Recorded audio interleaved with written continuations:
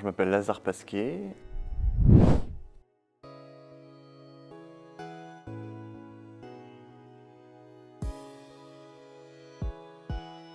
J'ai 34 ans, je suis auteur, metteur en scène et acteur.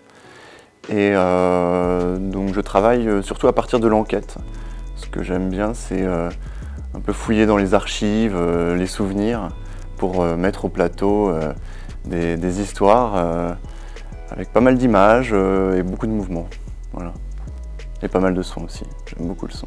Je pars souvent du son en fait pour créer, ensuite des actions physiques, le mouvement, et ensuite voilà comment l'enquête, à partir de là, amène son lot de textes, de références plutôt textuelles je dirais, des mots, mais avant tout moi j'aime travailler le mouvement, les images, les sons, et ensuite je plaque le texte un peu là-dessus et on voit ce qui se passe quoi. Mais voilà. Et après tout part de l'enquête.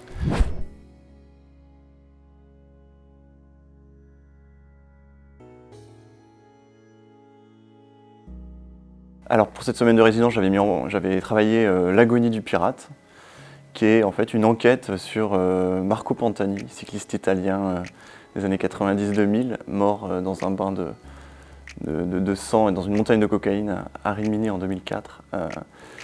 Pantani, en fait, c'est mon premier souvenir. En 1994, je suis à côté de mon grand-père dans le salon de famille, et les sursauts de mon grand-père, les cris de mon grand-père liés en fait à cette étape du Tour de France 94 et vraiment de la découverte de Pantani.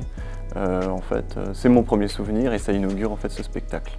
Donc je pars de ce parcours cabossé mais en même temps mystique quoi, de Marco Pantani pour quelque part aussi me dévoiler, me raconter quoi. Pantani il est mort à 34 ans et j'ai 34 ans.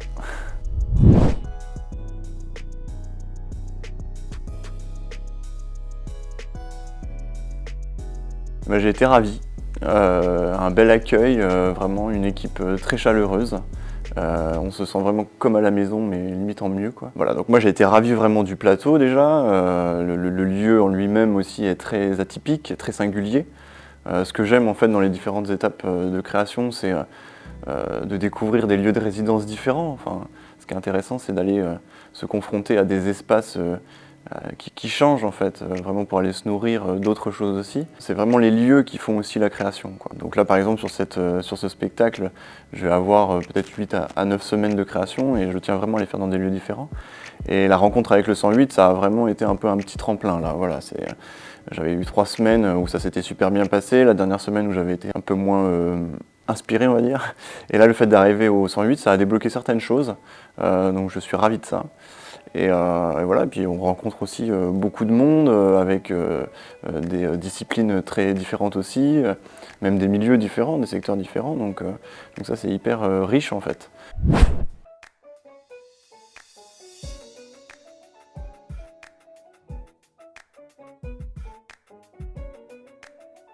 Je l'ai vu sur les réseaux sociaux, l'appel à projet, sur Facebook il me semble. Même si je vais pas beaucoup sur Facebook, mais je crois que là je l'avais croisé.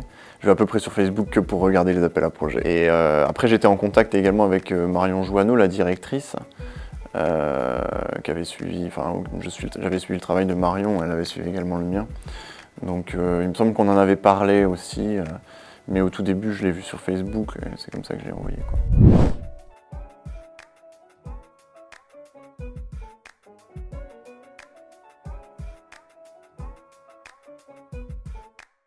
C'est une enquête performative sur en fait, le parcours semé d'embûches de Marco Pantani, qui est vraiment mon idole d'enfance, quoi, et encore maintenant.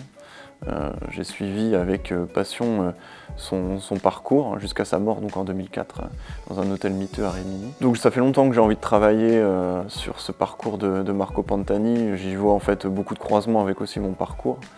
Donc voilà, j'avais vraiment envie de lui rendre hommage. C'est les 20 ans de sa mort, donc cette année en 2024. Je crois que c'était le moment idoine pour lancer ce travail, qui a commencé le 24 décembre 2023 sur les collines des Alpes du Sud, Voilà, donc les Alpes, c'est vraiment le terrain de gloire de Marco. Donc moi, voilà, le travail, il a commencé ici, sur les rochers et cailloux saillants des Alpes du Sud, par des expérimentations physiques, quoi. Donc Marco, il a été très marqué aussi par des chutes physiques, mais aussi par des chutes médiatico-politiques, médiatico-sportives, et aussi des chutes même identitaires. Donc je suis allé expérimenter la chute dans les cailloux de la montagne. C'est comme ça vraiment que le projet a commencé.